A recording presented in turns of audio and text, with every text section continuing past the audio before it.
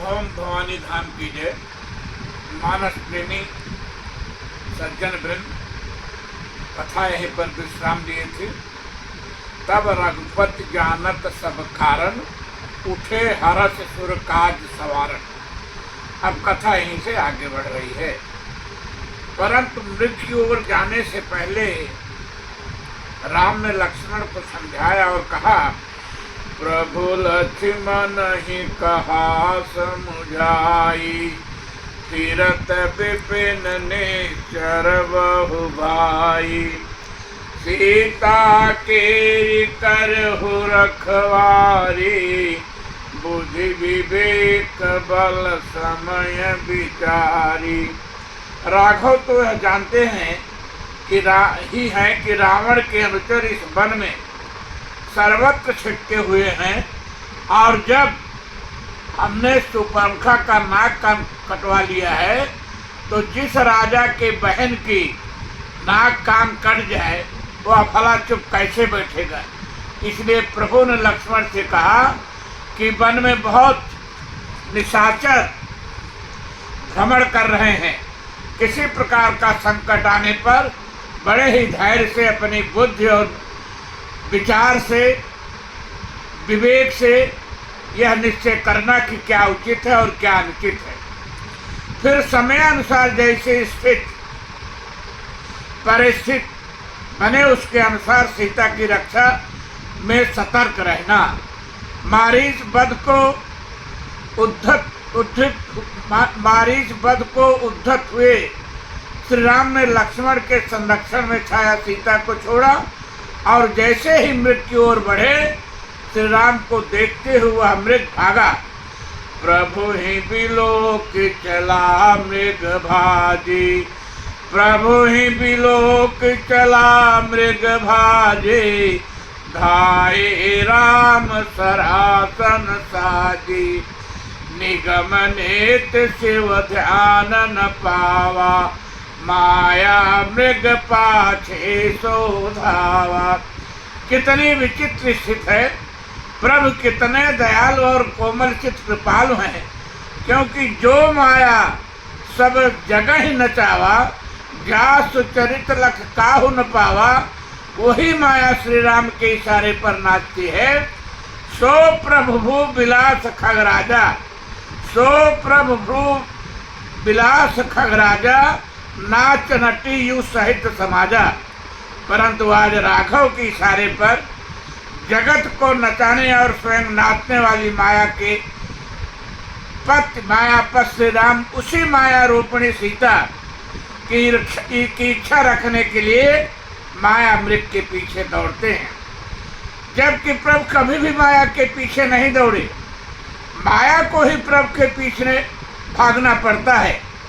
सीता जी भी मात्र विवाह के सप्तपदी प्रसंग को छोड़कर कभी भी श्री राम के आगे नहीं चली, परंतु आज माया रूपिणी सीता की इच्छा, मोह रूपी रावण की सीता हरण की इच्छा का यूं फिरे फिर प्रभु ही बिलोकी हूँ, धन्य नमो सनयान। ऐसी मारीच की इच्छा का मान रखने हेतु प्रभु सब कुछ जानते हुए भी उस माया मृग के पीछे दौड़ पड़े। माँ कौशल्या तो मायापत को पकड़ने के लिए बचपन में श्री राम को पकड़ने के लिए दौड़ी थी, परंतु आज मायापत एक साधारण माया रूपी मृग के पीछे दौड़ रहे। क्यों? केवल अपने भक्तों व जगत के कल्याण के लिए। मारीच भी कम नहीं था, उसने भी मरते दम तक अपने कुल का धर्म निभाते हुए रावण का नमक अदा किया। श्री राम मारीच को दौड़ाते हैं और मृग रूपी मारीच उन्हें दौड़ाते प्रकट होते छिपते बहुत दूर ले जाता है। प्रगटत दूरत करत छल भूरी, प्रगटत दूरत करत छल भूरी, यह विधि प्रभु गयो लय दूरी। जब प्रभु काफी दूर आ गए, उन्होंने मारीच को निशाना लगाकर ऐसा कठिन बाण मारा कि वह चीख कर वहीं ढेर हो गया, परंतु मरते समय भी रावण का कार्य कर गया और श्री राम की आवाज बनाकर जोर से लक्ष्मण का नाम लिया, लक्ष्मण का नाम लिया, फिर मन में श्री राम का नाम लेकर अपना प्राण छोड़ दिया। तब तक राम कठिन सर मारा, धरनी पर करी घोर पुकारा। लक्ष्मण कर प्रथम ही लय नामा, पाछे सुमिर मन महु रामा। प्राण तजत प्रगट निज देहा, सुमिर से राम समेत सनेहा।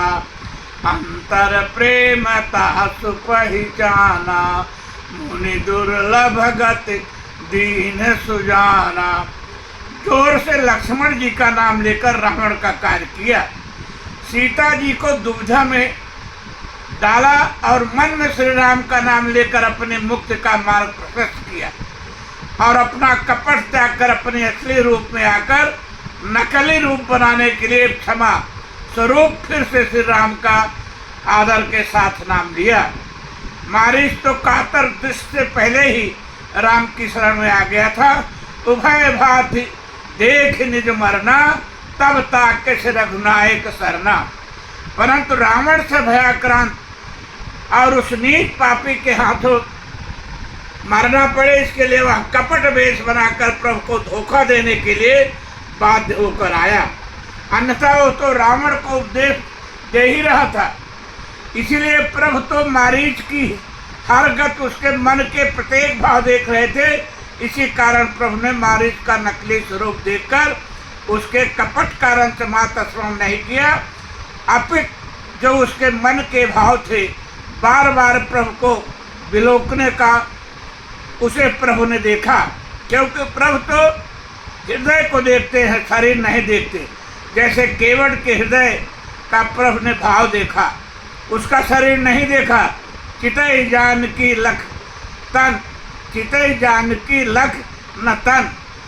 उसी प्रकार प्रभु ने मारीच के हृदय के निर्मल भाव को देखा और कपट की देह का त्याग करते ही प्रभु ने उसे मुन दुर्लभ गति दी।